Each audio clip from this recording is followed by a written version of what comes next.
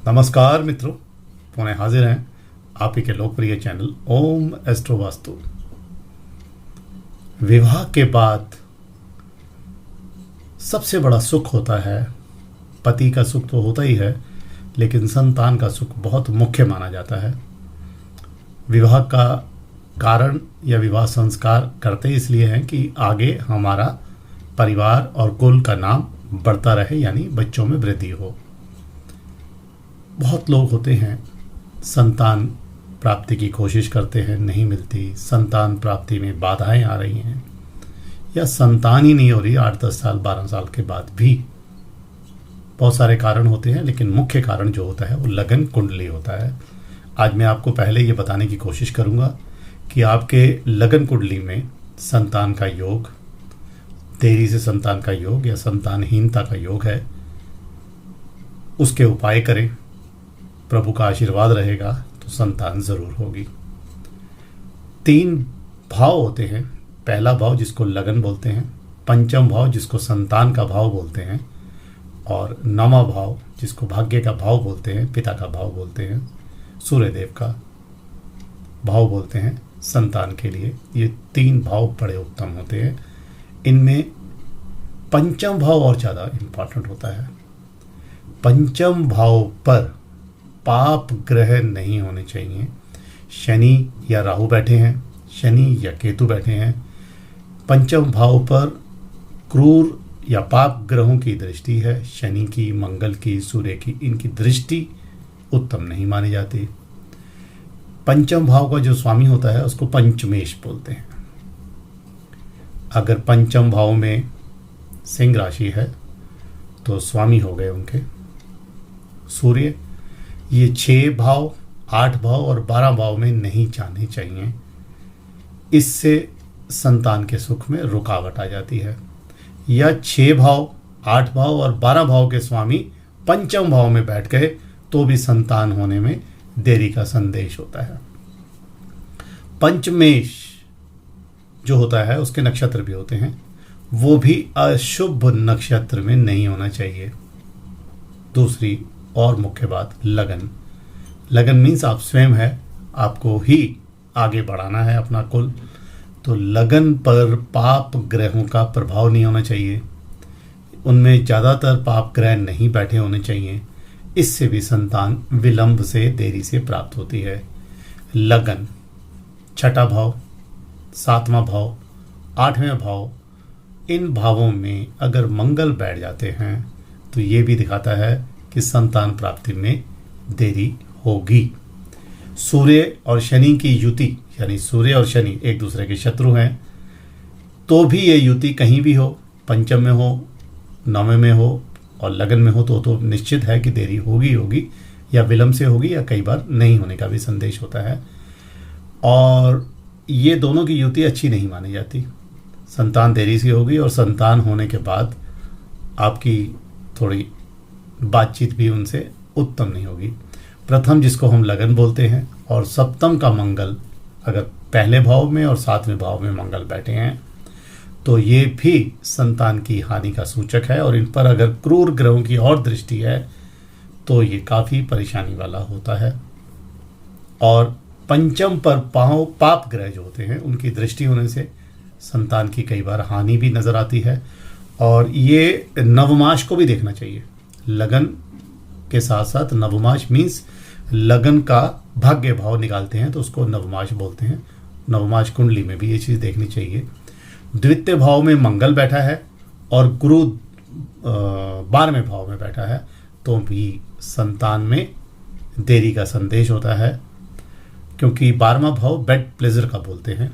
बृहस्पति बैठ गए तो वहाँ पे थोड़ा सा उतना उत्साह नहीं दे पाएंगे और बेड प्लेजर कम होने से संतान का भी योग कम हो जाता है। एक और भाव होता है, सुख का भाव बोलते हैं, चतुर्थ भाव बोलते हैं। चतुर्थ भाव में अगर शनि बैठ गए और उनके साथ राहु केतु भी कोई बैठ गए, या चौथे भाव में शनि बैठ गए और 6ठे भाव में राहु या केतु बैठ गए, तो 5वां भाव को दोनों क्रूर ग्रहों ने दोनों तरफ से घेर लिया, पंचम का दोष लग गया। ये भी पत्री में दिखाता है कि 2 ग्रहों के साथ मिलकर 2 ग्रहों की ताकत से पंचम भाव खराब हो गया और पाप का त्री बन जाता है, इसलिए भी संतान प्राप्ति में थोड़ी देरी का संदेश होता है। लगन कुंडली का लग्नेश सप्तमाश चार्ट में T7 चार्ट होता है संतान के लिए। लगन कुंडली का लग्नेश यानी लगन में कोई भी ग्रह बैठा है, जैसे तुला राशि है उसका ग्रह हुआ शुक्र, D7 में वो 6, 8, 12 भाव में चला जाए तो संतान सुख में बाधा का बहुत बड़ा योग बन जाता है। कुछ और योग भी होते हैं, जैसे सूर्य 11वें भाव में अगर चला जाए तो भी संतान देरी से प्राप्ति का है। पंचम भाव में सारे पाप ग्रह बैठे हों, सारे क्रूर ग्रहों की दृष्टि हो तो भी ये पंचम भाव खराब हो जाता है। पंचम भाव का लॉर्ड यानी स्वामी मैंने बोला 6, 8, 12 भावों में गया तो संतान देरी से प्राप्त होती है। 5th लॉर्ड पंचमेश अगर अस्त हैं और नीच के हैं तो भी संतान देरी से प्राप्त होती है। सूर्य पाप ग्रहों से अगर ग्रस्त हैं तो भी संतान में काफ़ी देरी आती है। एक बात और होती है, प्रथम भाव, पंचम भाव, नवा भाव भाग्य भाव के स्वामी या इनमें से 2 भावों के स्वामी 6 भाव, 6ठे भाव, 8वें भाव, 12वें भाव में अगर चले गए तो भी संतान में काफ़ी रुकावट आती है। चंद्रमा अपनी अशुभ राशि में अशुभ ग्रहों के साथ हो तो चंद्रमा की शुभता नहीं मिल रही और संतान सुख में बाधा आ रही है। सूर्य पर शनि की दृष्टि हो, सूर्य और शनि साथ हो तो ये भी संतान में रुकावट का एक योग बनता है। ऐसे तो आपको बहुत सारे लोग, आप पंडित लोग बताएंगे आपको उपाय, बड़ की पूजा करें, पीपल की पूजा करें, इस तरह के उपाय बहुत होते हैं, लेकिन पत्री देख के जो उपाय निकलते हैं वो उत्तम होते हैं और पत्री देखे बिना कोई भी उपाय करेंगे उसके लाभ नहीं होते। मैं आपको 2 ऐसे उपाय बता रहा हूँ जो आजमाए हुए उपाय हैं। पहला उपाय जो सबसे उत्तम उपाय बोलते हैं, इसको बोलते हैं श्री संतान गोपाल यंत्र।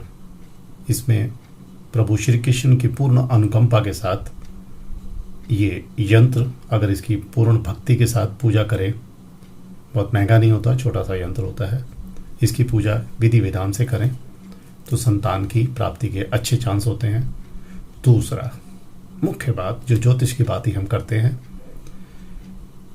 गर्भाधान मुहूर्त होता है, गर्भाधान संस्कार होता है, उसके अनुरूप अगर आप गर्भाधान का प्रयास करेंगे संतान प्राप्ति के लिए मन में एक संकल्प के साथ, तो संतान प्राप्ति के बहुत ज़्यादा चांस बढ़ जाते हैं।